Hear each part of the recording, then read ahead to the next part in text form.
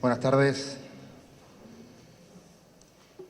señores concejales, representante Pepa, representante de la Corporación Municipal y concejales, miembros de la dicha corporación, miembros de la nueva Junta de Gobierno, Junta Directiva del Casino y miembros también de la Junta Saliente, estimado Curro, amigos, socios, sean todos bienvenidos al Casino, donde hoy nos honramos en recibir de nuevo a un grande de las letras, un insigne creador de sinfonías literarias que nos invitan al encuentro y al recuerdo, a la ensoñación mecida en las entretelas del tiempo. Nos reunimos esta noche en torno a ese mundo mágico de Barbeito, que hoy toma carta de naturaleza en un viaje de ida y vuelta, de raíces y nostalgias, de luz, de campo y de vida. Hoy, don Antonio, amigo que ya es para siempre de esta casa, nos presenta su última novela que lleva por título Talara. Y desde el Casino de Almonte nos sentimos orgullosos, muy orgullosos, de tenerlo de nuevo con nosotros. Le acompañarán en suerte su amigo e íntimo conocedor de la obra, don Miguel Montiel, y el periodista, presentador y amigo de esta casa, Manuel Jesús Montes. Gracias a ambos por su aportación, disposición y cariño. Antes de ceder la palabra a la mesa, quisiera excusar a Antonio Roldán, presidente recién nombrado del Casino, a quien le habría encantado acompañarnos si bien circunstancias personales exigen su presencia en otras latitudes. Sin más, quiero dar las gracias en nombre del Casino a todos los presentes y especialmente a Antonio. A ustedes, querido público, socios de esta noble corporación y amigos, por seguir refrendando la cultura como motor de este nuevo concepto de casino y convirtiendo nuestra entidad en ese auténtico Ateneo que fue antaño y que queremos que vuelva a ser. Y a ti, Antonio, gracias porque honras con tu presencia nuestra casa y con tu bondad cada segundo compartido. A modo de simple dato ilustrativo, aquí está la concejal de Cultura que lo puede corroborar, quiero explicarles, hablaba de esa forma de honrar el mundo en el que él vive, de Antonio. Quiero deciros que este acto estaba previsto, programado para finales de febrero, hacía ya bastante tiempo, desde septiembre, lo teníamos señalado para esa fecha, pero coincidía y coincidió con la presentación también de un libro muy importante de nuestro paisano Manolo Galán, y en el ánimo, lógicamente, de no entorpecer, sino de sumar, el Casino tomó contacto con Antonio, a lo que él respondió con 3 palabras: no hay problema.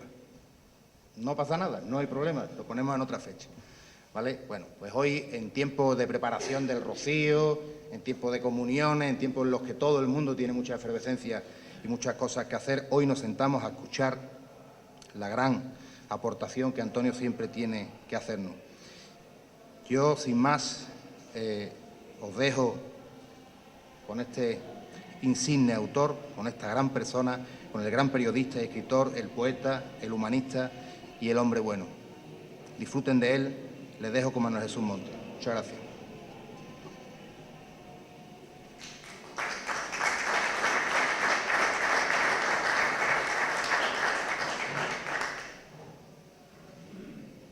Muchas gracias, Antonio, por tus palabras y tus saludos. Concejalas, representantes de la directiva del Casino, socios, amigos todos. Me voy a repetir en lo que ya dije hace algunas semanas cuando tuve la suerte de estar aquí.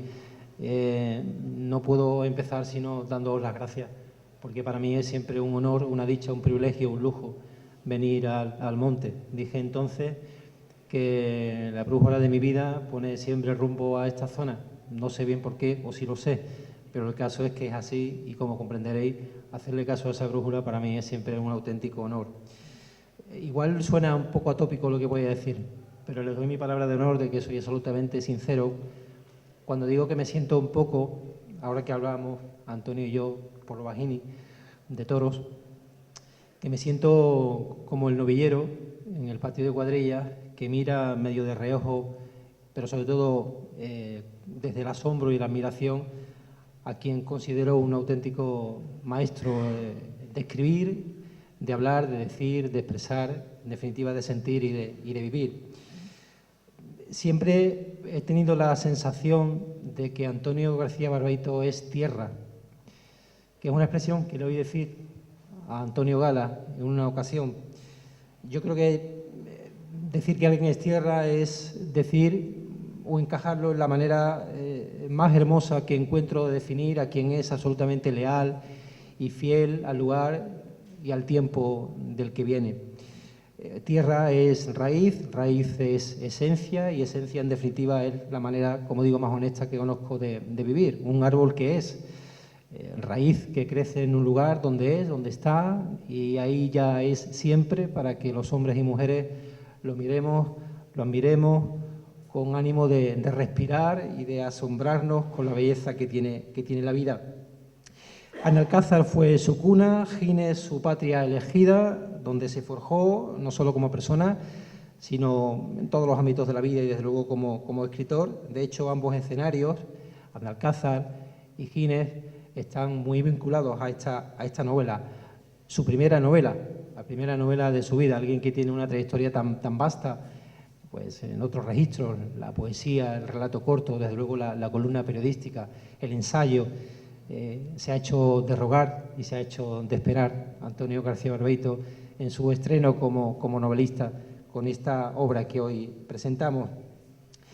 Creo que hay mucho de Analcázar y de Gines, del camino entre ellas, de su esencia como tierra y de sus gentes, del aljarafe sevillano en definitiva, en la creación de Talara como espacio vital donde sucede la historia y las historias,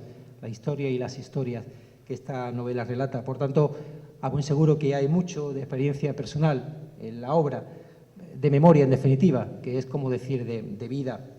Como decimos, Talara es la primera novela de Antonio García Barbeito y yo creo que es la evocación de un reencuentro continuo, ese reencuentro del autor, de Antonio, con lo que fue, con lo que es y con su propia conciencia, depositado todo ello en el testimonio de la protagonista, de Aurora Sorrentini, una mujer argentina en busca de sí misma que necesita venir a su origen para regresar después a ella misma, Aurora, protagonista de la obra como Concha, su abuela y el resto de personajes que se aglutinan en torno a ella, son ese vehículo del que Antonio se sirve en esta obra para, como digo, asomarse a su tiempo, a un lugar y a la fusión de ambos para rescatar de la memoria, la vivida y la imaginada, situaciones, personajes reales o inspirados, escenas, expresiones, incluso apodos, que son situaciones, personas y personas con apodos, escenas y expresiones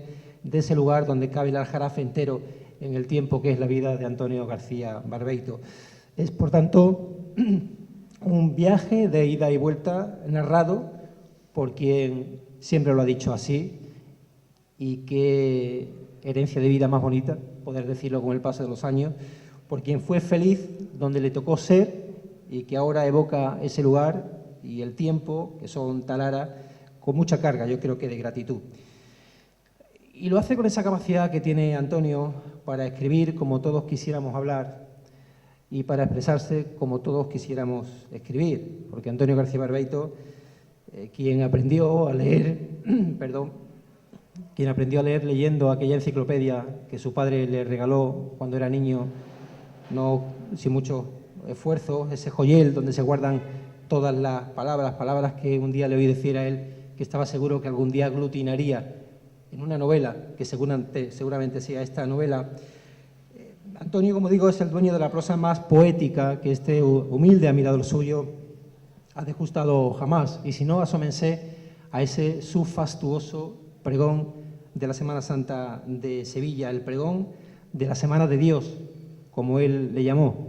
Un pregón que fue poesía pura, aunque esencialmente en él predomina la prosa, pero es una prosa dicha y yo diría que incluso sentida, sobre todo sentida en verso. Ese diálogo tan intenso y tan franco con la niña, con la mujer y con la ciudad que es Sevilla, a la que solo llama así por su nombre en la última palabra de su pregón, para llamar a Sevilla de las tantas otras maneras que Antonio García Barbeito hizo en su pregón, solamente se puede ser Antonio García Barbeito. Lo dicho, porque él escribe como todos quisiéramos hablar y porque él se expresa como todos, como los demás, quisiéramos escribir. Cuando lees a Antonio en cualquiera de sus registros, y desde luego en esta novela, en Talara, te estás asomando a un precipicio sorprendente por el que incluso no te importaría caer. Y cuando lo oyes en la radio, en cualquiera de sus intervenciones, estás oyendo a un contador de historias, sobre todo un contador de historias de la vida, de retazos de la vida, que te habla en el idioma de la tierra y de sus gentes. No sé si lo han hecho, seguro que sí, si se han detenido en su eco, que es su manera de decir, en el eco de sus palabras, en el pozo hondo que dejan. Y si lo han hecho, que estoy convencido que sí, díganme ahora si es o no el eco puro de la tierra, de esta tierra de la que somos y donde somos. Por tanto, Talara está escrita de tal manera que más parece que Antonio, con su eco de tierra y con su pozo de gentes, te la estuviera contando como cuenta pedacitos de vida de la radio o como cuenta historias, como solamente él sabe hacer. Un don, por cierto, que él atribuye a su padre, del que dice fue un espléndido transmisor oral, aún sin pretenderlo, porque su padre fue un hombre, como también le he oído decir, me parece una referencia hermosa, apenas aprendió a leer y a escribir lo suficiente para hacer las cuentas que la vida te lleva o te obliga a llevar y para escribirle cartas de amor a su novia. Creo que es lo más bonito para lo que uno puede aprender a leer y a escribir. Por eso creo que no solamente fue aquella enciclopedia lo que su padre le regaló, sino también esa capacidad de tener esa transmisión oral, de hacerla suya, de prácticamente tenerla en los poros de su piel, esa manera, como digo, de contar las cosas tal cual son y tal cual laten, con su eco y con su pozo, el eco y el pozo que es absolutamente exclusivo y propio de Antonio García Barbeito. Sinceramente creo que en Talara hay mucha pretensión de Antonio por fijar y sostener en este momento de la vida esos escenarios, esas gentes, aquella manera de vivir y de ser, su forma de expresarse para ponerlas a cubierto del riesgo, de ese riesgo de este momento de la vida en el que estamos, que son las prisas y el arrasar con lo que fue, porque olvidamos que somos lo que fuimos y que le debemos dónde estamos, a de dónde venimos y a quienes nos trajeron hasta aquí. Por tanto, decía antes que observo en este viaje de ida y vuelta que es esta novela un hondo deseo por parte de Antonio, de su autor, de devolver a lo que Talara representa en su memoria y en su vida, cuánto Talara le dio. Por eso, tanta vida y tanta memoria de Antonio García Barbeito, contada como solo él lo hace, me lleva a aconsejarles que se sumerjan y se asombren con ambas. En definitiva, a que lean Talara. Así que parece que es la hora, y sí es la hora, maestro, esta vez sí es la hora de Talara, que es la hora del genio, del sabio en plena sazón, más que tierra que nunca, es la hora de Antonio García Barbeito. Maestro, gracias por su obra.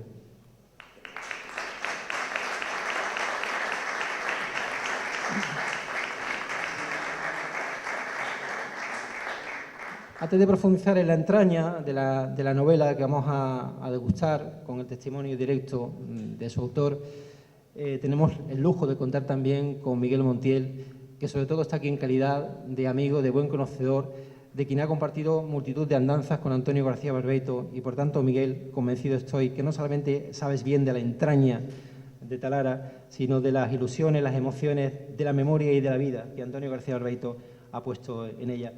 Miguel, tuya es la palabra y muchas gracias. Buenas noches. Antes de nada, gracias. Si se me oye bien, mejor sin esto. Mejor con esto. Bueno, decía que antes que nada quiero agradecer a la entidad que nos ha invitado el detalle de permitirme compartir este rato aquí con Antonio y con nuestro amigo periodista, que, bueno, me ha agradado muchísimo y comparto plenamente todo lo que nos acaba de decir. Yo voy a hacer una pequeña semblanza de Antonio y unas pinceladas también sobre la novela, porque ustedes han venido aquí a escuchar a Antonio. Y no quiero que alguien diga por ahí, ¿por qué no te callas? Así que, de manera... No, tú estás anunciado bien Bueno, definir a Antonio García Barbeito no es una tarea fácil. Entre otras razones porque, como decía Oscar Wilde, definir limita. Y la personalidad de Antonio es tan compleja y rica que sería una osadía por mi parte pretender abarcarla. Así que voy a ofrecerles algunos datos biográficos para dibujar el perfil escueto del personaje. Antonio García Barbeito nace en Aznalcázar en el seno de una familia humilde. Su padre, Antonio, trabaja unas tierras como aparcero y Modesta, su madre, cuida de él y de sus 3 hermanos, José, Rocío y Jesús. En Aznalcázar transcurre su infancia y adolescencia y allí acude a la escuela primaria, único contacto con la enseñanza reglada que tendrá a lo largo de su vida. Antonio no gozó nunca de la oportunidad de recibir los aires de la cultura académica, pero en sus primeros años se impregnó de la sabiduría ancestral de la gente del campo, que no es poco. Apenas sale de la escuela, Antonio ayuda a su padre en las faenas agrícolas, pero Antonio es distinto a los otros niños que, como él, también ayudan a sus padres. Empieza a hacer preguntas y a hacerse preguntas. Su padre le dice a su madre, Modesta, este niño es muy raro. Antonio siente una curiosidad nada común por saber el nombre de las cosas. Se convierte en un coleccionista de palabras. Sus amigos coleccionan estampas de futbolistas y Antonio colecciona palabras. En su casa y en los ambientes que frecuenta hay pocos libros, pero el que cae en sus manos, cualquiera que sea el tema que trate, despierta su curiosidad. Esa curiosidad será determinante en su vida. Sin ella, Antonio hubiera sido uno más entre los muchachos de su edad que solo aspiraban a tener un empleo para satisfacer sus necesidades de ocio y diversión. Pero ciertamente, Antonio no era como los demás.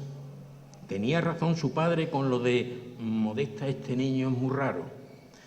En su discurso de aceptación del Nobel, Mario Vargas Llosa afirmó que lo más importante que le había pasado en la vida era aprender a leer. Estoy convencido de que Antonio habría dicho lo mismo, porque saber leer es la llave maestra que abre todas las puertas del conocimiento, y pocos como Antonio la han usado tanto y tan bien. Si quieren buscar un ejemplo de autodidacta, no hallarán otro como el de Antonio García Barbeito. Con 17 años deja su Aznalcázar natal y se traslada con su familia a Gines, donde su padre ejerce como encargado del molino de aceite de la hacienda del Santo Ángel. Antonio deja atrás el campo y entra a trabajar como molinero, sin que nadie supiera, ni siquiera él mismo, que aquel muchacho de aparente rudeza llegaba dentro de sí al escritor que medio siglo después habría de inmortalizar ese mismo molino en una novela, Talara. En Gines, Antonio hallará un nuevo horizonte de oportunidades. Como tenía el duro, lo cambió. Apenas se le presentó la ocasión, Antonio estaba allí. Le ofrecieron entrar a trabajar como empleado de banca y no lo dudó. Lo conocí entonces, 50 años hace ya. Antonio aún sentía un cierto pudor a la hora de mostrar sus dotes literarias. Miguel Hernández era su gran referente y en todos sus poemas se advertía claramente la influencia del poeta de Orihuela, pero no tardó en penetrar en las vetas profundas de la poesía de Machado, Lorca, Juan Ramón, Alberti, Neruda, Bécquer o Montesinos. Aquellos primeros poemas de verso fácil y sonoro apuntaban un dominio del ritmo y la musicalidad que se confirmaría en sus composiciones posteriores. El talento creativo de Antonio era tal que el verso fluía de su interior como brota el agua de un manantial. Las costumbres del querer, siempre se escapa tu nombre cuando llama a otra mujer. En el reloj de mi pena hay una horita, la tuya, que es la que más fuerte suena. La calle de mi querer siempre termina en tu puerta por más vueltas que yo dé. Ante sus oleares me preguntaba yo cómo algo tan sencillo no se me había ocurrido a mí, sin pararme a pensar que, como decía Lorca, todas las cosas tienen su misterio y la poesía es el misterio que tienen todas las cosas. Y tú, chaval, no estás dotado para esto. El poeta que Antonio llevaba dentro salió a la luz y las cosas se fueron sucediendo como cabía esperar. Llegaron las invitaciones para pronunciar pregones, participar en recitales poéticos, colaborar en revistas, y cayó el primer libro, Mi primera palabra, y el segundo, Testimonio, y el tercero, La Puebla del Guadiamar, en prosa. Y vinieron después las colaboraciones en prensa y en radio y numerosos títulos más hasta llegar al que hoy nos convoca aquí. Escribir es siempre un ejercicio apasionante, una hermosa aventura que para culminarla con éxito hay que llevar en las alforjas aquello que decía José María Javierre que tenía que llevar consigo un buen periodista, un cristal de asombro ante sus ojos. Donde hay una chispa de belleza, decía, hay un asombro. Basta dejar que te late el corazón y mojar la pluma en cada latido. Y añadía, tiene que tener sus ojos la retina fresca y levantadas altos las antenas de una sensibilidad fina.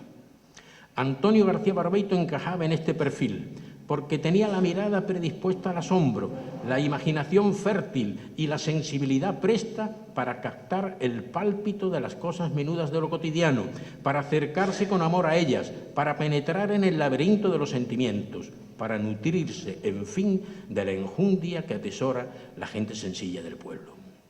Antonio demostró desde sus primeros escritos que poseía un mágico sentido para construir la prosa y el verso. Recuerdo que su conversación era una deliciosa evocación de los ambientes, personajes y episodios de la vida de su pueblo. En su mirada afloraba el brillo, que aún hoy perdura, cuando hablaba de la naturaleza, del campo y de su gente, del mundo rural que había dejado atrás. Su capacidad para describir minuciosamente las calles y rincones de su pueblo, para expresar el modo de ser y sentir de su gente, para retratar a inefables y singulares personajes, era la prueba inequívoca de que me hallaba ante un escritor en ciernes, alguien que era capaz con su prosa cadenciosa y expresiva, sin artificios retóricos ni amaneramientos líricos, de despertar en el lector el más amplio registro de emociones.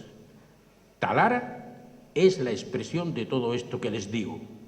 Antonio García Barbeito ha afrontado el desafío de escribir una novela cuando ha alcanzado su plena madurez como escritor, cuando las alforjas de la memoria están llenas de vivencias, de recuerdos, de lances, de chispazos que están grabados en la conciencia del autor, que no ha tenido más que ordenarlos y ofrecérnoslos como pasajes de una historia, Talara, donde lo narrativo se haya impregnado del lirismo. El profesor Reyes Cano suele decir aliento poético, que siempre destila la pluma de Antonio cuando escribe.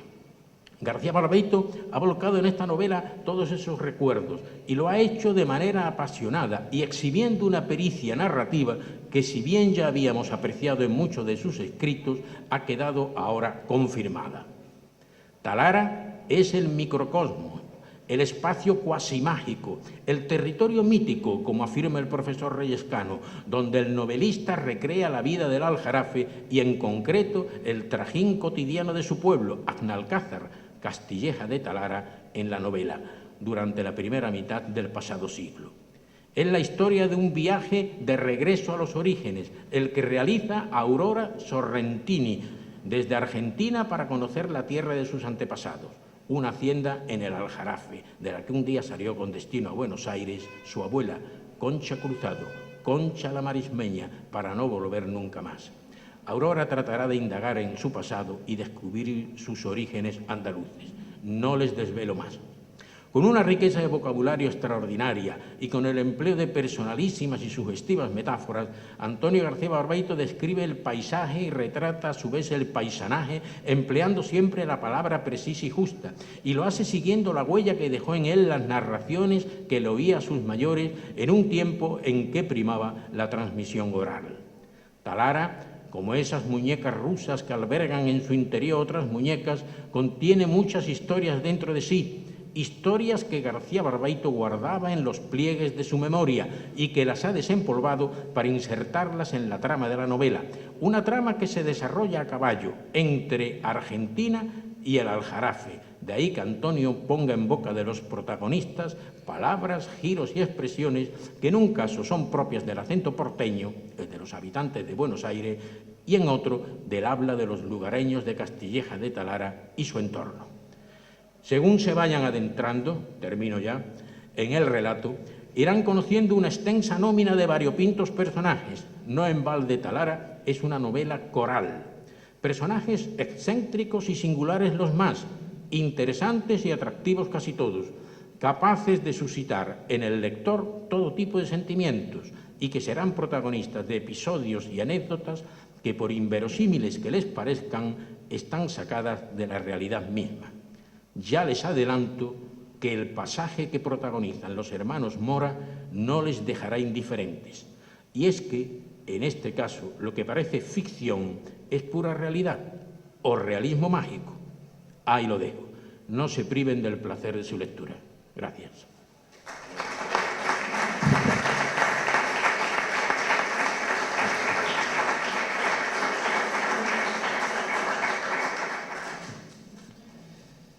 Estoy hablando de mi tía Joaquina, que hubiera dicho, ahora mismo, cuidado cómo hablan.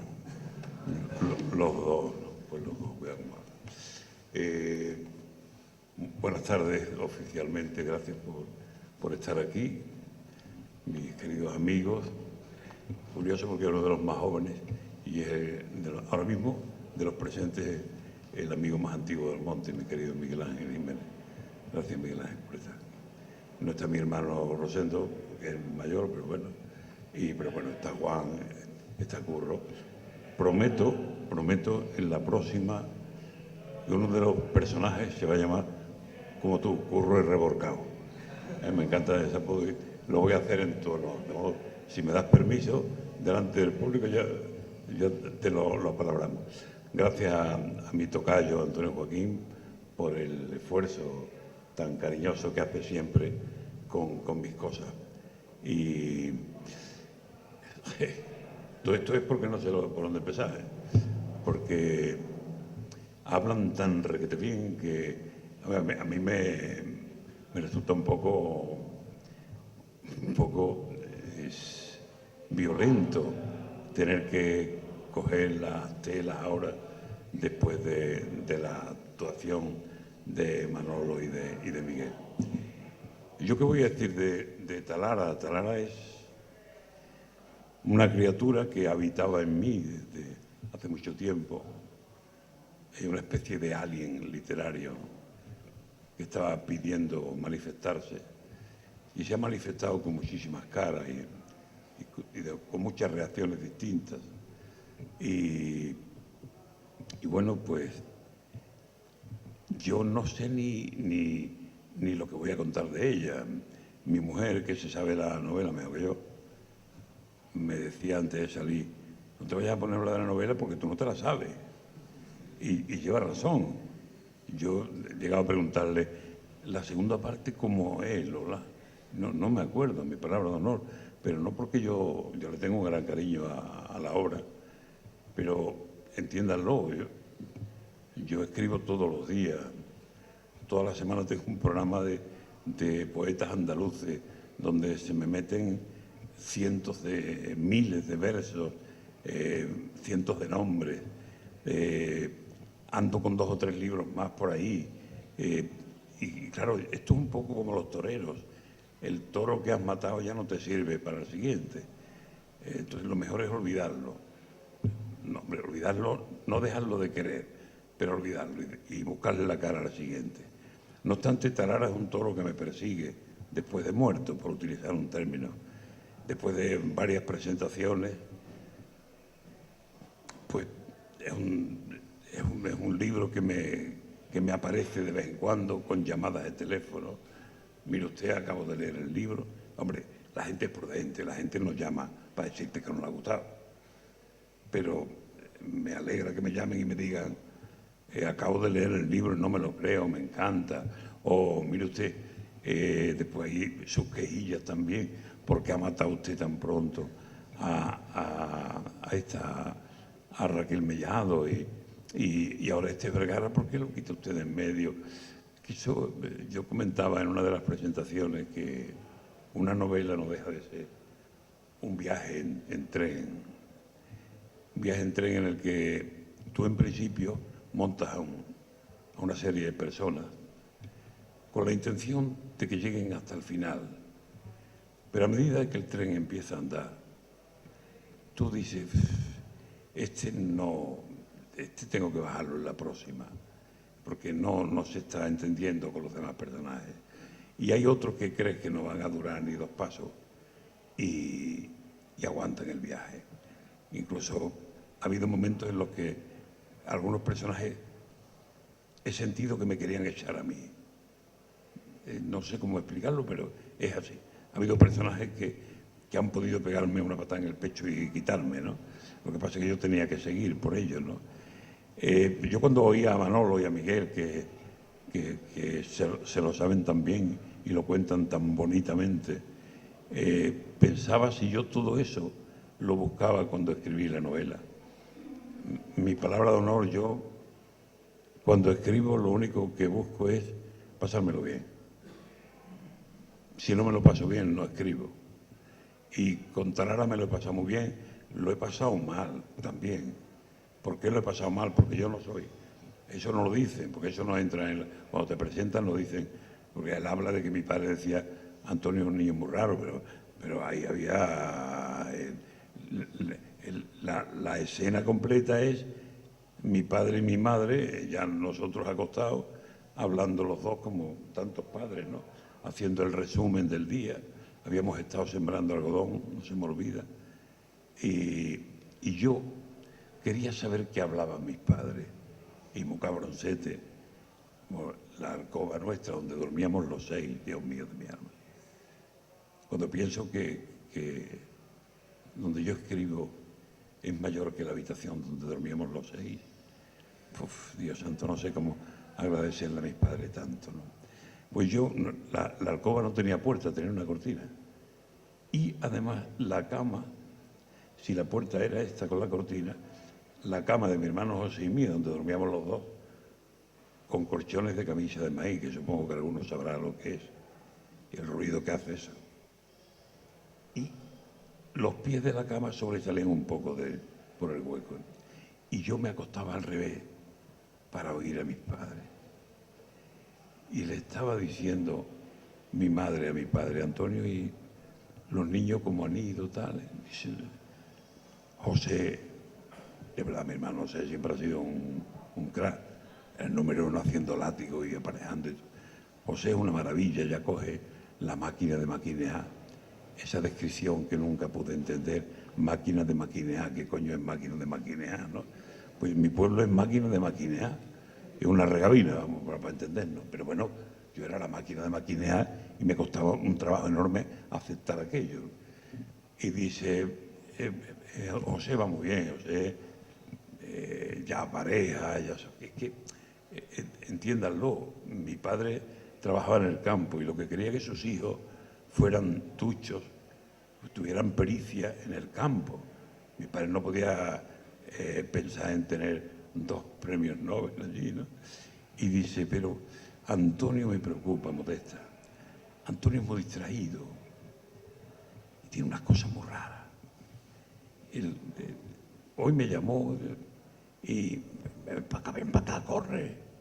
Y estaba en la orilla del río tirando terrones al agua. Y dice, fíjate, cada vez que tira una piedra, la piedra hace redondeles todos iguales. ¿Y a dónde van los redondeles cuando se abren? ¿A dónde van?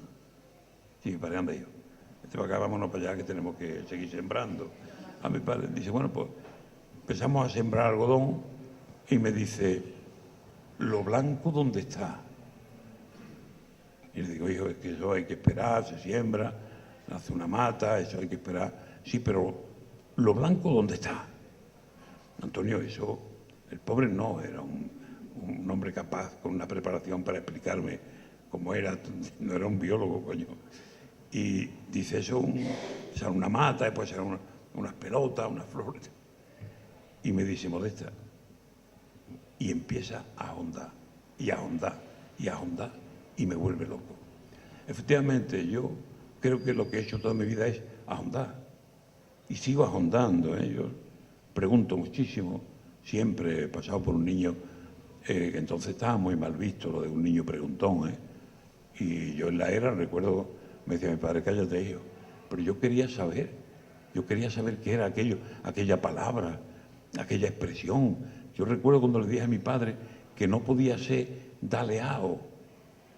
¿Cómo que no, Antonio? Digo, es que entonces, ¿cómo es? Digo, yo no lo sé, pero daleao no me suena a mí que pueda ser.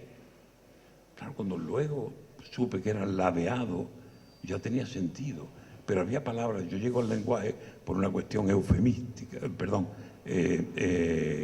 eufónica, por el sonido de las palabras.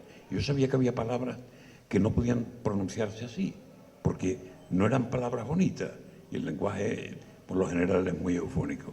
En definitiva, yo lo que iba buscando era la palabra que me abriera las puertas, la palabra con la que pudiera nombrar las cosas. Y fue cuando, con 11 años y pico, en la escuela se comentó que había un libro donde venían todas las palabras. Y yo comiendo las palabras, pero todas las palabras. Y yo recuerdo mi primera pregunta, ¿y puta también viene? Dice, sí, claro. Dice, pero no viene puta, viene ramera. Digo, no, y eso. Y ese libro se llama diccionario. Y yo hablé con mi padre y le dije que quería un diccionario. ¿Y qué era un diccionario? Le dije, un diccionario, un libro donde vienen todas las palabras. Y me compró un Everest ilustrado que le costó 26 pesetas. Y lo destrocé leyéndolo, de la A a la Z, de la Z a la A, de la M a la H. Increíble. Yo en mi vida he estado con un libro tan embebido y tan loco como con el diccionario. Naturalmente, lo que iba apartando palabras raras, pues como buen niño presumía de saber palabras que no sabían los demás. He contado alguna vez que fui a una confesión al cura y ya hará tiempo, yo no recuerdo cuando me confesé la última vez, y vamos, no lo digo como mérito, sino como realidad. Y le digo al cura, hombre, no, es que yo he tenido una pelea con mi hermano, y yo sé que es un pecado indeleble. Dice, ¿un pecado qué? Digo, indeleble. Dice, ¿y eso qué es?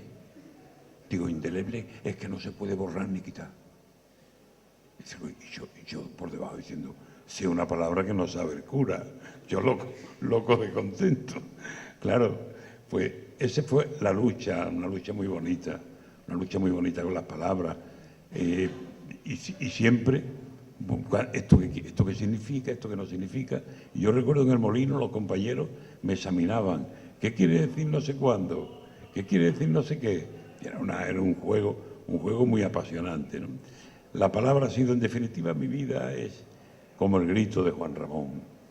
Inteligencia, que mi palabra sea la cosa misma, creada por mi alma nuevamente, ¿no? Ese es el sueño de los que escribimos, yo creo que de todos los que escribimos.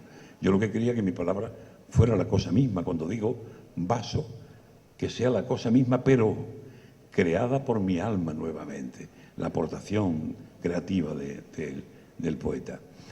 Tarara tiene mucho de eso. Tarara tiene la deuda que yo tenía con contar historias, porque yo vengo de una tradición oral que muchos no, pero algunos de aquí seguro que la conocen bien. Entonces en mi casa no había ni radio, ni periódico, ni mucho menos televisión, no había llegado todavía al pueblo, y lo que quedaban eran las historias de sobremesa. Y mi padre, que había estado en la guerra, el pobre, pues cuando terminábamos de cenar, era muy gracioso. Yo cuando estoy comiendo en mi casa y llega mi mujer quitándome, la última cuchara casi siempre me coge con el plato yéndose, ¿no? Y le digo, coño, no me quite el plato, que es que tengo todavía la cuchara llena, ¿no? Bueno, pues en mi casa lo más bonito era esto. Se acababa de cenar, se recogía el manteo, el hule, y nos poníamos a hablar. Sobre todo se ponía a hablar mi padre. Mi padre contaba historias de la guerra, de lo único que podía contar. Mi padre lo único que había vivido era la guerra, y la guerra para él fue su mundo, ¿no? Como un suegro que yo tuve que ponía la televisión, el pobre había estado en la guerra en la parte del Ebro por ahí, el pobre era un analfabeto y salía el del telediario hablando y me decía a mí, ese tiene que ser de la parte del Ebro, ¿no? Porque él pensaba que todos los de la parte del Ebro hablaban fino, ¿no? Y bueno, pues mi padre, su mundo había sido la guerra y el campo. Claro, la guerra que contaba mi padre se parece más a la de la vaquilla que a otras guerras, ¿no? Pero el campo que contaba lo contaba muy bonito. Mi padre no era un hombre culto, ni muchísimo menos. Estuvo en la escuela muy poco tiempo. Pero tenía, yo creo que por casta, los sorrucos. Yo también tengo los sorrucos. Mi casta, por parte de mi padre, somos los sorrucos. Por parte de mi madre, los gallegos. Y los sorrucos han sido siempre buenos lectores y en este caso, buen narrador. Mi padre narraba muy bien. Yo recuerdo la temperatura de la voz de mi padre. Por eso para mí ha sido tan importante siempre, y eso tú lo entiendes, tú, Miguel también, que ha sido periodista, lo importante que es la temperatura de la voz. No es lo mismo decir te quiero que decir te quiero, o decir te quiero. Depende mucho de la temperatura. Cada palabra tiene que tener una temperatura en función del lugar que ocupe en la oración. Mi padre colocaba muy bien la temperatura, lo narraba todo muy bien. Y si era una noche de viento, de frío, yo sentía frío, lo contaba muy bien, ¿no? Y eso a mí me valió mucho. Y luego, en cuanto tuve 15 años por ahí, empecé a frecuentar una casa fundamental en mi vida, fundamental. Fue la casa de los hermanos Mora, que Miguel lo ha comentado. Y estos hermanos que eran, su padre era muy amigo de mi abuelo, los gallegos eran íntimos. Ellos podían ser mi padre perfectamente, porque uno tenía la edad de mi madre y el otro poco menos. Dos hermanos solteros, muy artistas, uno muy artista y el otro muy culto. Y la casa abierta todo el día para todo el mundo, aquello la tertulia continuamente, todo lo que entraba y las noches eran apasionantes. Y yo allí yo hice un máster larguísimo, un máster de años y años de transmisión oral. Y eso a mí me sirvió de mucho, ¿no? Y bueno, todo eso está Lara. Y cuando pienso la idea de la novela, pues digo, lo ideal sería coger el camino, irse y cruzar el charco. Y yo no soy muy bueno para preparar viajes, porque soy muy torpe para prácticamente todo, pero mi mujer es más lista que el hambre, estas cosas como casi todas las mujeres. Y organizó un viaje a Argentina y nos fuimos y estuvimos casi un mes. Yo volví locamente enamorado de Buenos Aires, de Ushuaia, del norte, en Misiones, de todo lo que vivía allí, ¿no? Del Café Tortoni, del hotel, en Castelar, donde se quedaba Lorca, del cementerio de la Recoleta, de la Biela, de tantos lugares, de la librería del Ateneo, de todo, porque Buenos Aires, para volverse loco, es una ciudad, de verdad que el que no la conozca, que procure aviarse al país, porque es una pasada, como dice la gente, ¿no? Y claro, cuando íbamos por Buenos Aires, escogimos la casa donde iban a hacer Aurora Sorrentini. Pues Aurora van a ser en la calle Peña 2065, estupendo. Y va a tomar un martini en la Biela, y va a salir del cementerio de la Recoleta, y va a ir al Café Tortoni, y ahí se va a encontrar con el canalla de Oreste Vergara. Entonces que empiezas a montarlo ya. Me han dicho amigos argentinos, digo, Antonio, qué bien montado está lo de Argentina, yo que he estado allí. Me fue muy útil haber estado allí. Ushuaia, por ejemplo, la descripción de Ushuaia, a mí me gusta mucho porque puse mucha atención en todo lo que se vivió. Yo lo pasé muy mal en el canal Beagle, estuve a punto de morirme, de caerme del barco al canal mejor no contarlo, espantoso, y fue que me mareé con la peste del guano. Yo me acuerdo de chico se hablaba del guano, que es un fertilizante, porque nos llevaron a un islote en la Tierra del Fuego, allá de calor, ¡puf! Ahí te mueres, son navajas barberas, que es un frío de cojones. Y dice, ahora vamos a ver un islote, los cormoranes y los lobos marinos, los lobos de mar, y yo cuando nos íbamos acercando, una peste, pero una peste. Y yo, ¿y esto qué es? Es el guano. Me entraron ganas de vomitar por el olor. Yo, como mi padre, soy muy sensible a determinados olores, incluso perfumes. Hay perfumes por los que me caigo en redondo, depende de qué perfume sea. Y entonces me mareé, me salí allí, me agarré a la barandilla, que era muy baja, y estuve a punto de caerme. Pero fue apasionante conocerlo. Conocer el Parque Nacional de Ushuaia fue asombroso, todo nevado. Cuando llegamos al lago La Pataya, con el fondo de los Andes nevados, es que es apasionante. Luego el Perito Moreno, cuando llegas al Perito Moreno te encuentras una pared de 70 metros de alto por 5 kilómetros de largo. Dios santo, cayéndose los témpanos de hielo al lago argentino.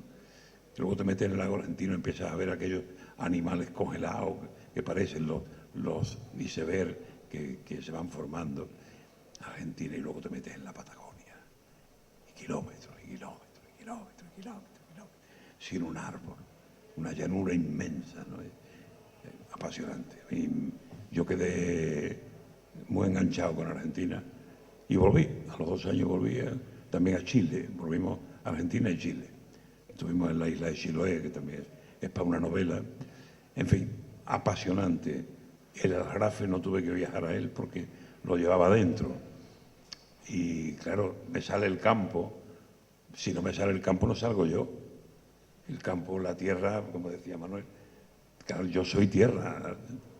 Federico decía que soy amor, que soy naturaleza, ¿no?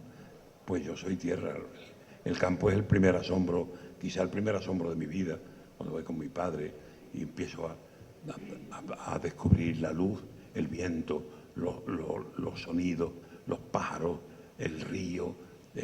Eso se convierte en un mundo increíble, ¿no? Me estoy enrollando un montón, pero bueno, que sí.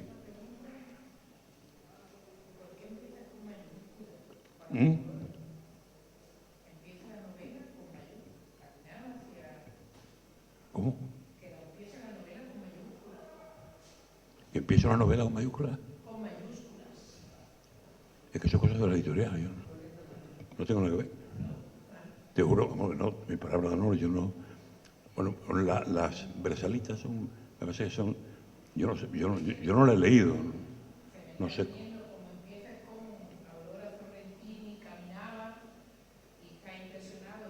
Ah, bueno, porque ellos acostumbran, yo lo he visto en otras novelas, ellos acostumbran a llamar la atención con la primera frase y la ponen todas en mayúsculas, como una estrategia editorial, me parece que. Pero vámonos, pero no. Y claro, en la novela pues hay mucho Analcázar, el molino que está en la novela es el molino de Gines, claro. Y hay muchas cosas, muchos factores y personajes que yo creo que existen. Lo mejor un personaje es darle vida y creerte que existe, porque si yo te creo a ti y no creo en ti, pues tú te deshaces. Mientras que si yo de la nada te creo y digo cómo te llamas y cómo vas vestido, qué altura tiene, qué color de ojos, yo acabo por conocerte, ¿no? Y los personajes de la novela tienen... a mí Raquel Mellado, por ejemplo, yo me la encuentro por la calle y sé quién es. Y como todos los demás, claro. Y preguntar, pues yo no... Vamos, si quiere, alguien quiere alguna pregunta. A mí me gustaría, Antonio, contextualizar qué es Talada, porque aparte de una palabra así dicha, realmente hermosa. Creo que significa barrio, si no me equivoco.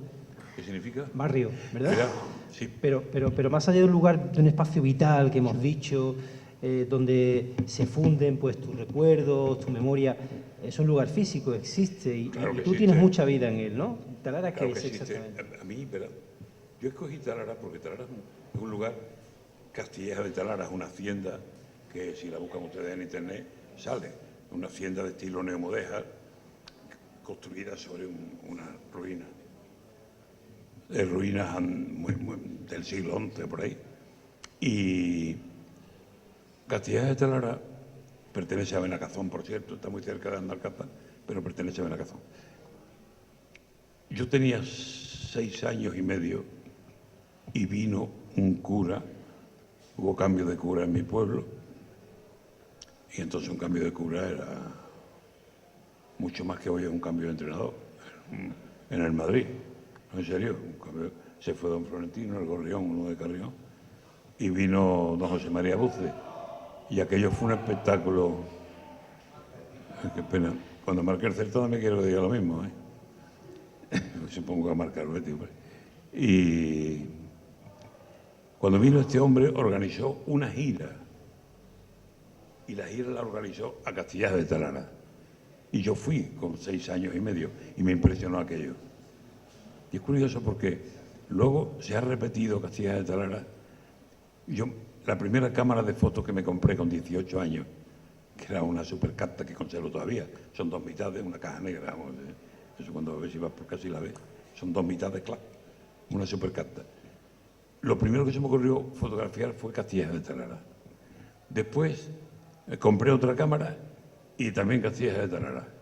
Y una cosa que no lo he comentado nunca, pero lo comento, cada vez que tiene una novia nueva, iba con ella a darle un paseo por Castilleja de Talara, porque me gustaba mucho. Castilleja se convirtió en algo mítico para mí desde chico. Entonces, cuando llegó la hora de escoger un lugar, escogí Castilleja de Talara. Pero cometí un error tremendo. No quise hacerlo por no parecer pedante, y a lo mejor lo he sido, y no lo hice. Yo le pregunté a una amiga de Granada, que es una tía muy culta, que me buscara qué significaba Talara, y me dijo, querido mío, lo siento, pero significa barrio. Y me dio mucho coraje, porque hay constancia de que al Guadiamar lo llamaban en algún momento Guadialtal, con H intercalada. Y yo dije, coño, esto estaría divino. Yo digo Guadialtal y Castilleja de Talara, porque lo llamaban el río de las acacias, perdón por eso. Guadialtal, el río de las acacias. Y digo, pues yo digo, entonces, Castilleja de Talara, Talara, bosque de acacias. Y lo podía haber dicho, no lo dije y me pesa no haberlo dicho. Pero creo que significa barrio, me parece que es claro. En fin, existe. Entre Andalcázar y Benacasón, si vas de Andalcázar a Benacasón, a 2,5 kilómetros, en la margen izquierda, un carril y lo tienes allí perfectamente. Antonio, que te llevó 9 años escribir la novela. No, me llevó más. Porque yo la primera palabra o la primera idea la escribí el año 2011 y la dejé 1 año y la dejé 2 años. Volví, escribí 7 folios, la dejé 1 año, la dejé otro año, escribí 20 folios, iba en ese plan, ¿no? Y bueno, prácticamente fue un ultimátum de mi mujer. Me dijo, sí, o la escribes o te mato o me voy o voy a ser la tía más desgraciada del mundo, ¿no? Entonces ya me puse y la escribí en muy poco tiempo, o sea, 3 meses o por ahí. Pero me costó mucho tiempo, ¿no? No me gustaba, no tiraba de mí. Y yo creo que en el fondo era porque yo estoy muy hecho al trayecto corto, al artículo diario, a los 3 folios de no sé qué, a los 5 folios de una presentación.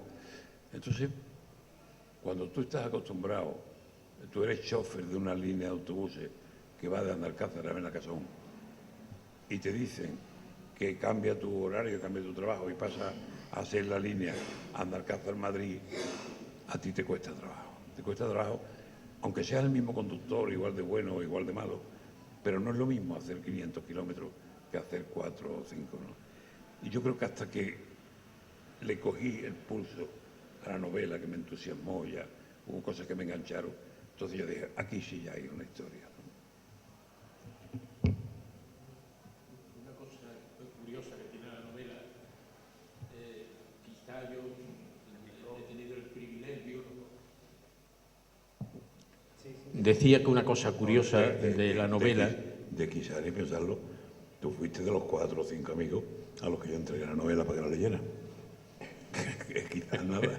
No. Bueno, he tenido ese privilegio, pero me iba a referir a otra cosa. En la novela aparecen muchos personajes que no son de ficción. Algunos, naturalmente, sí son de ficción, pero otros son personajes de carne y hueso que han existido y que lo que se cuenta en la novela, que muchas veces dice uno, bueno, ¿qué imaginación tiene el autor? Es verdad que el autor tiene una imaginación muy fértil, pero las cosas que se cuentan en la novela de algunos personajes son reales y yo puedo dar fe de ello porque lo he vivido y lo he conocido a esos personajes. He recomendado el pasaje de la novela de los hermanos Mora, que ya en la parte final de la novela, que es puro realismo mágico. Es decir, eso lo hubiera escrito perfectamente cualquier autor hispanoamericano de esa escuela del realismo mágico que representó también Gabriel García Márquez y otros. Bueno, pues cualquiera que no sepa que esos eran personajes reales, pues lo que piensan es, bueno, esto es fruto de la imaginación del autor. Pues no es fruto de la imaginación del autor. Los hermanos Mora existieron. Y eso que cuenta Antonio en la novela, lo hacían. Es así, es real.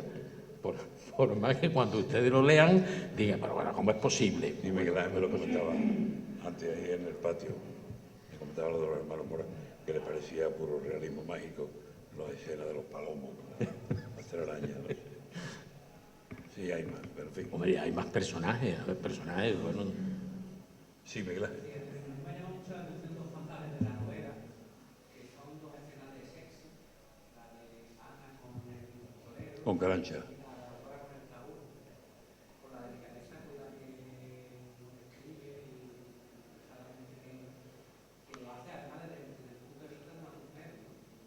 Es curioso porque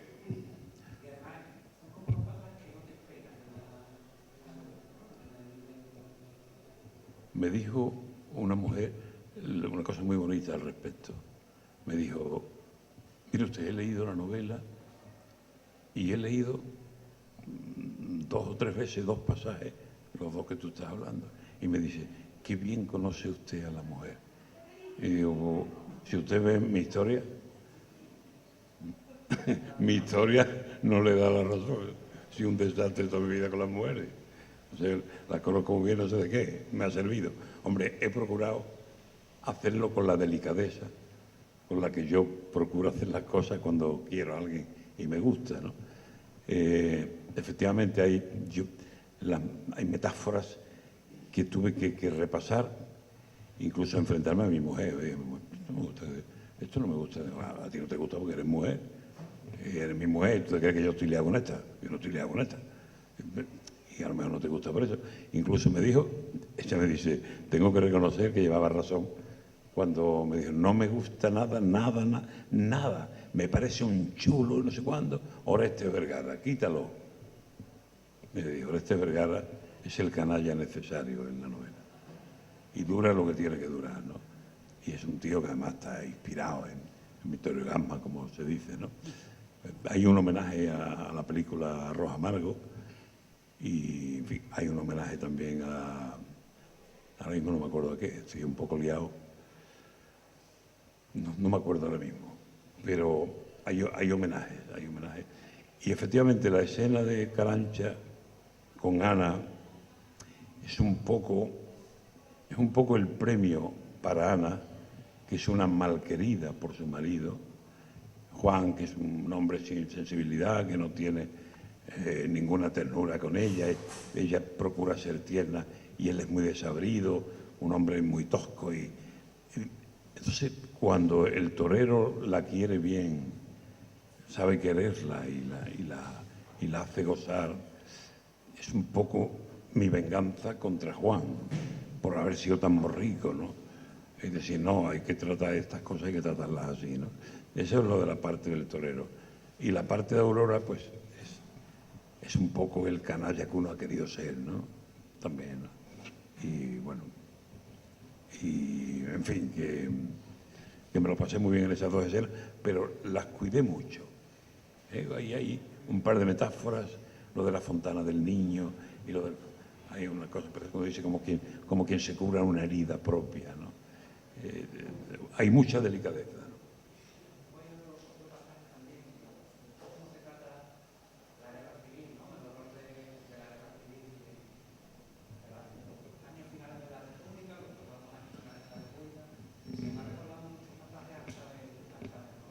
Pues ya quisiera yo.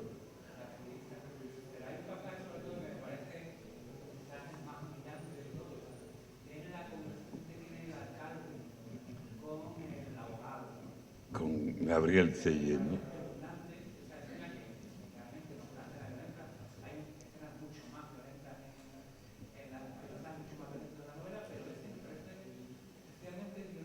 Muy rompedor, sí. Hombre, algunas personas hubiesen esperado lo que se lleva ahora, que es mitificar la República. Yo no la he mitificado. Sencillamente porque lo que conozco, lo que me han contado, no conozco, lo que me han contado, no era precisamente para mitificarla, como tampoco mitificó la dictadura. O sea que no, yo sé que cuando un tío es duro aquí y allí, ¿no? Y lo bueno que tenía, cuando mi padre me hablaba de estas cosas, mi padre, como nació en Andalcázar y entra en quinta en Andalcázar, se va a la zona nacional. Y luego mi padre estuvo prisionero en la zona roja, cuando lo cogen en la muela de Teruel, y subieron 240 y bajaron 60 vivos, y se los llevaron a distintos campos de concentración, ¿no? San Miguel de los Reyes, Castillo de Cardona, Olot. Entonces, mi padre hablaba de la vida en el campo de concentración, y mi padre no hablaba con odio. Mi padre hablaba de los que lo custodiaban a ellos, que era una guardia internacional, y mi padre hablaba de un húngaro que los trató maravillosamente. Mi padre era prisionero de guerra, pero sin embargo hablaba muy bien del que lo guardaba, un húngaro. Y, en fin, yo he procurado no ya ser imparcial, no se trata de ser imparcial, sino de ser justo. Esto es lo que he vivido, lo de Augusto, el padre de Pepe la Mochuela, ¿no? que iba, es el que... después hay también una acción muy dura cuando Quinqueles mata a la Paca, la comunista, ¿no? En fin, que ahí la matanza en Talara es dura, es muy dura, ¿no? Pero en fin, yo he procurado ser...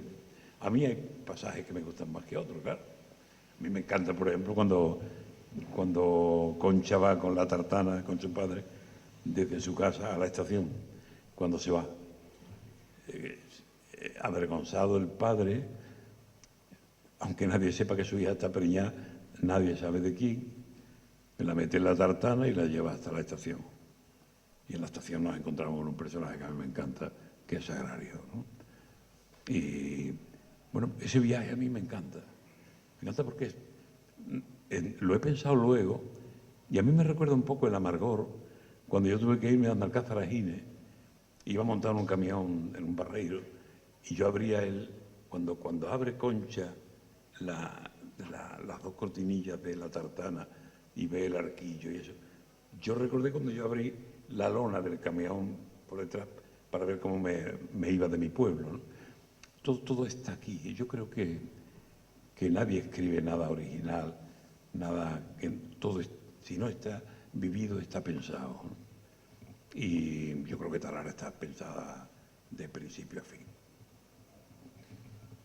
En fin, yo estoy hablando muchísimo, y aunque es normal en mí, pero no me gusta. Bueno, pues, ¿qué te parece, Antonio, si nos deleitamos con un fragmento de Talara que va a leer Pepa Falco, que es concejala de Cultura del Ayuntamiento de Almonte, y así terminamos de ponernos en situación con lo que tu obra nos regala. Pepa, tienes la palabra. Qué bien. Venga, qué bien.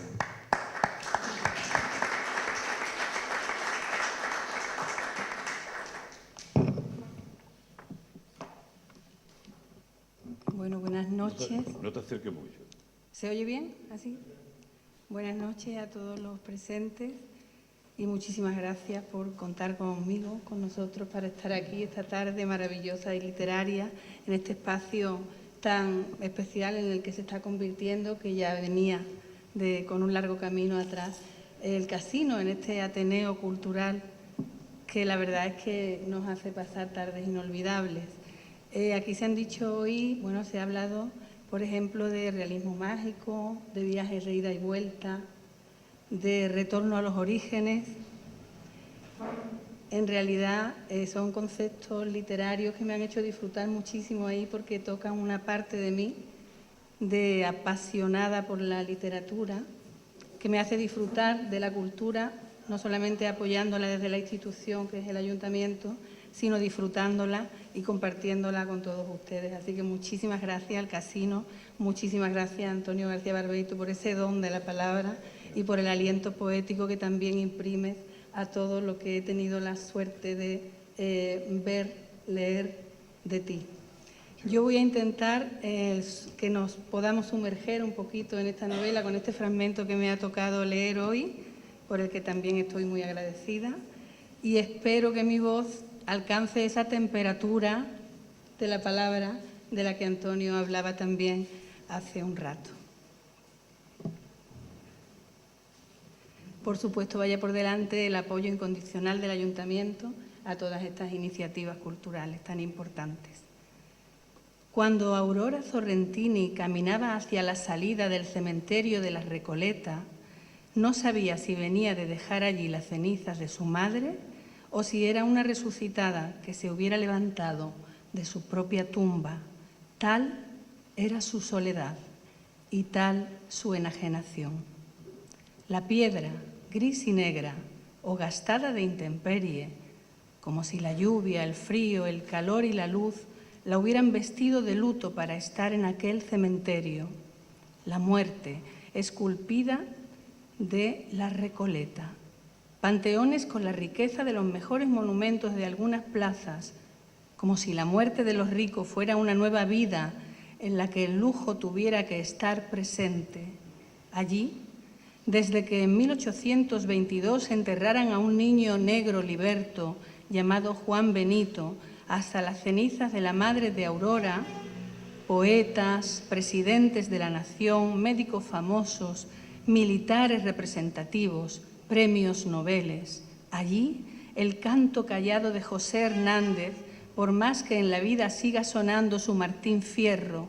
Allí, Victoria Ocampo, gran amiga o persona de otras cercanías del español Ortega y Gasset. Y allí, su hermana Silvina, esposa de Bioy Casares, y el propio escritor, y el boxeador Firpo, noqueado por la vida, y la actriz Blanca Podestá. Y allí, Evita, la muy llorada Evita Duarte de Perón, allí, tan joven, dormido sus 33 años entre los brazos de ese trasunto de vida que le dio la tanatopraxia, trampantojo, al fin. Allí, Evita, convertida la piedra de su panteón en un duelo gris, tumba donde destacan varias placas de asociaciones y de seguidores que la adoraban como a una gran madre nacional, y una placa con un relieve de su perfil, flores y palabras, como la íntima capilla de una santa, rodeada de exvotos, eterna en el corazón del pueblo de Almirante Brown, quien anduvo en mi senda, que la siga. Volveré y seré millones. Evita es la vida para el pueblo, la inmortal que descansa en una tumba, la imposible muerte. Antes de pasar bajo la imponente portada levantada sobre 4 columnas de orden dórico griego, leyó, y esta vez tradujo, lo que cuando niña leía y le sonaba fúnebre, porque entendía que esa era la voz de los muertos. Expectamus Dominum, esperamos al Señor. Ella no esperaba al Señor, en verdad no esperaba a nadie, porque sabía que nadie venía de camino hacia ella. Quizá por eso volvió la cara cuando salió del cementerio y a conciencia leyó las 3 palabras que también en latín coronan la entrada: requiescant in pace. Lo leyó por su madre y también por ella, por si acaso era posible descansar en paz. En el 2065 de la calle Peña, muy cerca del cementerio, entre Uriburu y Azcuénaga.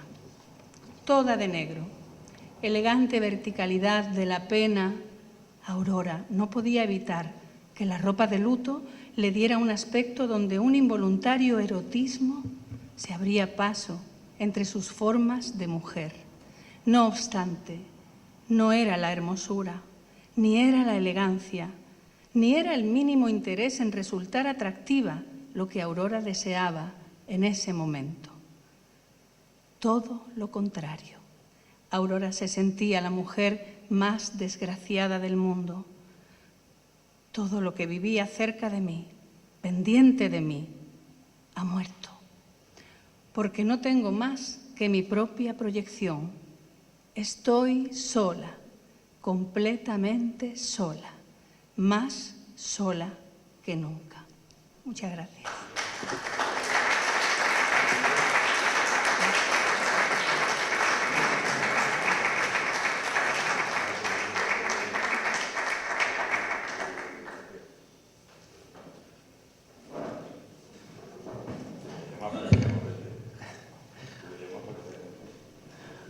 Se hablaba antes, Antonio, de la importancia de la temperatura de las palabras. Yo creo, Antonio, que la temperatura es la que Pepa, ¿verdad?, nos ha plasmado y ha compartido en este fragmento. Muchísimas gracias. Bueno, hemos dicho en muchas ocasiones a lo largo de este encuentro que Talara tiene mucho de vida y de memoria de Antonio García Barbeito. Si es así, que lo es, y está escrita como lo está por Antonio García Barbeito, Talara merece y mucho la pena, como lo merece la labor que hace este casino. Yo os doy las gracias de verdad por cada ratito que me dais la oportunidad de estar aquí. El Ayuntamiento le felicito por su apoyo a iniciativas de este tipo, y como ha sido un auténtico lujo, maestro, compartir este tiempo con usted. Se lo dice este novillero, que va a presumir ya siempre de haber estado en este tiempo al lado de un figurón de la palabra como es Antonio García Barbeito. Creo, Antonio, que el casino pone el broche final al acto, ¿no?, con la entrega de un recuerdo a sus protagonistas. Bueno, como sabéis, Antonio, ya te he comentado, ha habido un relevo en la labor de dirección del casino después de 33 años en los que Curro ha estado capitaneando esta nave, y creo que lo ha hecho con un nivel que será difícil de superar, pero bueno, la vida avanza y en este caso Juan Villa, al que conoces bien, pues entra en esta nueva etapa encargándose de la agenda cultural, de coordinarla, de darle una estructura y demás. Y él me llamaba esta mañana y me decía: oye, ¿qué te parece? Como ya le hemos dado a Antonio muchas cosas cuando la otra vez que estuvo aquí, si le regalamos un obsequio, que es un libro suyo y un catálogo, para que también tenga, bueno, pues esa prueba de que aquí también se hacen cosas muy bien hechas. Como sabéis, Juan es un humanista, escritor, pintor y muchas cosas, y para nosotros es un orgullo que sea de Almonte y que esté en el casino también dirigiendo esto. Así que, Juan, te pido por favor que le hagas entrega a nuestros 3 ponentes. Muchas gracias en nombre del casino. Muchas gracias.